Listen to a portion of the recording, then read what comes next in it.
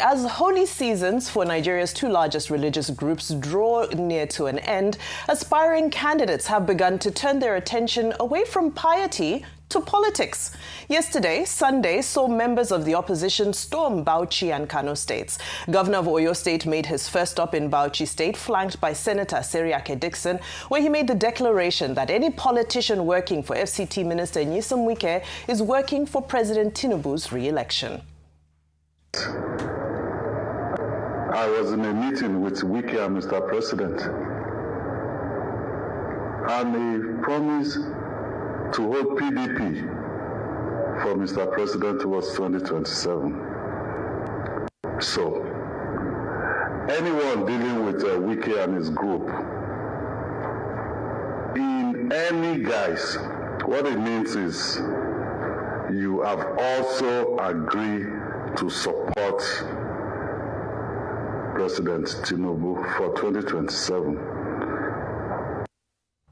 Certainly a very busy Sunday of engagements, and it continued to Kano State, where the group was joined by Peter Obi for a courtesy visit to Senator Rabiu Musa Kwankwaso that ended in this rally where Obi shouted slogans to the Sea of Red in Hausa.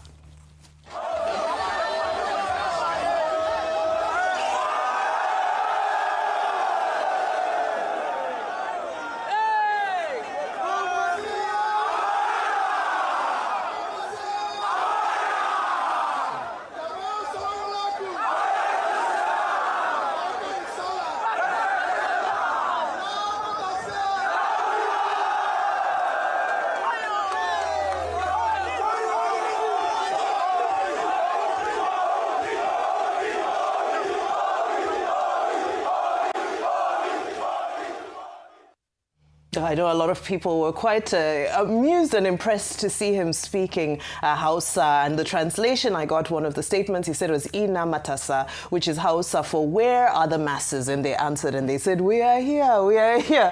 Rufai, should people be getting excited about this this ticket that potentially could have been in 2023, but egos didn't allow it to happen, and here we are and we're seeing it again? It's like Groundhog Day. So I just hope and pray that a lot of the Sea of Red you see there, I just hope and pray they have jobs that they do for a living, because that's very important.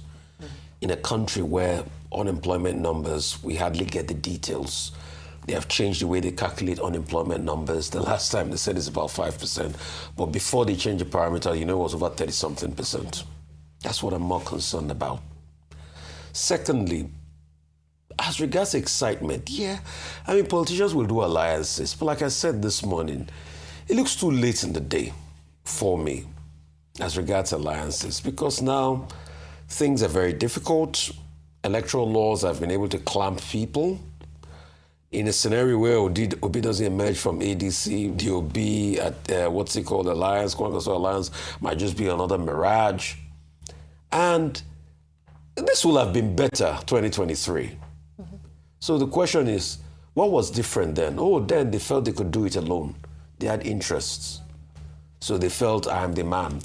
But now that life has dealt them the blow, then they are now trying to find a common reason. Anyway, they've not made any agreements. And even when they make agreements, you can also trust the agreement of a politician, because the word of a politician is very fickle. If a politician tells you, go to sleep, open your eyes wide open, because you can't take the word of a politician to bank. I mean, we live in a country where people promised all sorts. You were talking about the ministers.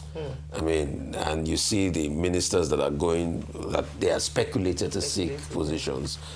The question we should ask is, take for instance the Minister of Power. What achievements can he say he made in the power sector that can be a bona fide for him to be able to go and aspire for the greatest job in Oyo State? I mean, look at ministers across board. So it's just like Green Day calls it, Nigeria has constantly lived on a boulevard of broken dreams. And what we keep doing is that we keep recalibrating the perpetrators of the broken dream. They keep coming back to us in one cycle or the other. And because we are already lacerated, eviscerated, masticated, emasculated as a population, we can only shout their names and hope against hope. But the people are not interested, and that's why they don't come out to vote. You know, while you're on the point of hope, I want to come to you. Let me take this quick story. I was going to give a footnote to that. Okay, sure. To say that one, Minister Adelabu is not going to be judged in Oyo State on the basis of what he has done with the power ministry. That may not be part of the conversation. I don't think that the electorate will be as sophisticated as that. What is likely to happen... Is that fair to say? Yes, it's likely to be judged on the basis of how well he can mobilize the local base and the kind of support he gets, both at the federal level, if he's supported by his party, and also at the local level. So, you know, it's something that is in the air. The dynamics... What you're saying is the sad reality, and it's true. That it's not about your track record. It's about how well you can mobilize. The educated view is to say, oh, this man has been minister in Abuja, how did he perform there? And to use that, you know, to determine his prospect at the local level. But, you know, I don't think it works out that way, particularly if he can mobilize very well.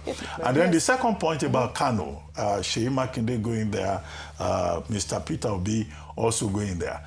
It's also about the optics, signaling. I think Kwankwaso, whatever alliance they form at the end of the day or do not form, has been able to show that he's still very influential within Nigerian politics and locally in Kano, where the governor that he installed, as they claim, you know, has already moved to the APC. Look at the crowd right there. They say that's in front of his house or wherever, you know. So it's also a way to say, I'm still in charge in Kano. Don't be surprised if in a few days' time, the APC also organizes and they mobilize crowds. But the more important thing is the strategic value of Kano in Nigerian politics. In any democratic election, you will need to win Kano or a substantial part of it to be confident that you will win the federal election eventually. Oh, correct. Although it didn't play out that way in 2023, but... No, if you get 25%, if you divide the votes and all that, if you win Kano, you win Lagos, you win Rivers, you'll be... you know, you have substantial it's significant. But as we're talking permutations, and I wanted to come to you on that. We're talking permutations, people strategizing, people choosing their alignments.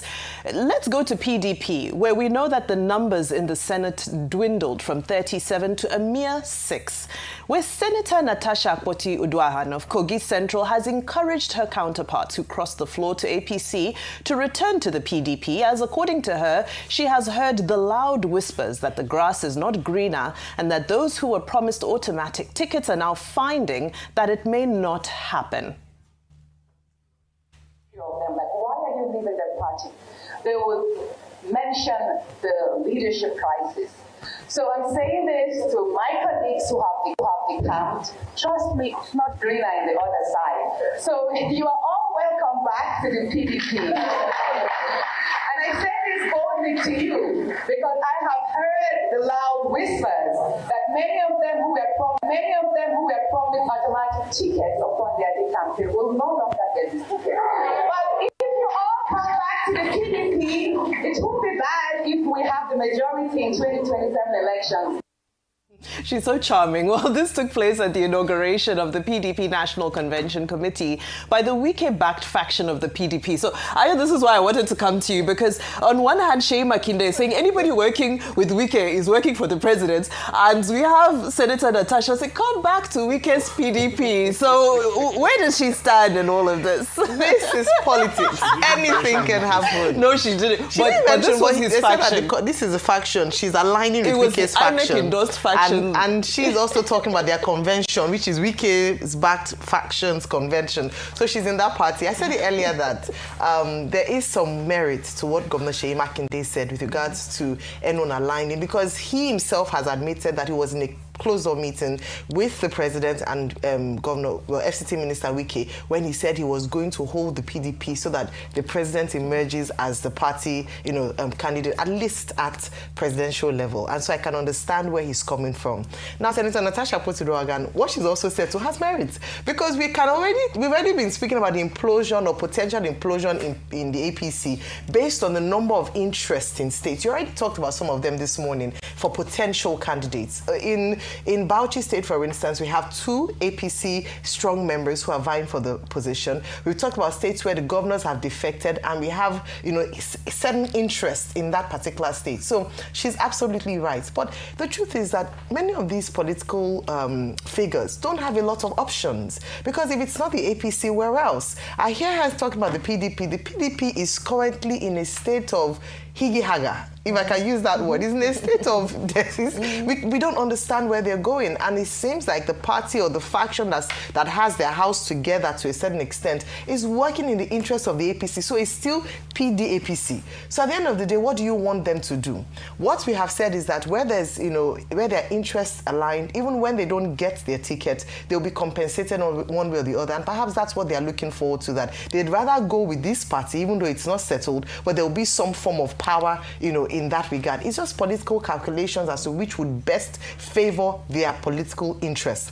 But she's right. I do think that the grass is not greener on the other side. It's just that these political figures don't have a lot of options. The ADC is still talking about, okay, the convention, how that would play out. Now, there's now a faction within the ADC as well. Labour Party is nowhere. We haven't heard so much about them. So what are the options left for these political figures? Maybe it's time we bring back the conversation around independent candidates. Maybe we'll see more credible and willing candidates who don't have to align with a particular party or a godfather in order to emerge as candidates, and let Nigerians really have an opportunity to choose who best aligns with their future, but with regards to what's best for them. That's right. Well, I think after all is said and done as well, where PDP is concerned, the final word would be, we just hope there will be someone to sign their nomination forms at the end of the day when it's time to submit to INEC, and that INEC will acknowledge that signature from the National Secretary at the time, when the time comes. Well, let's shift our attention to another story.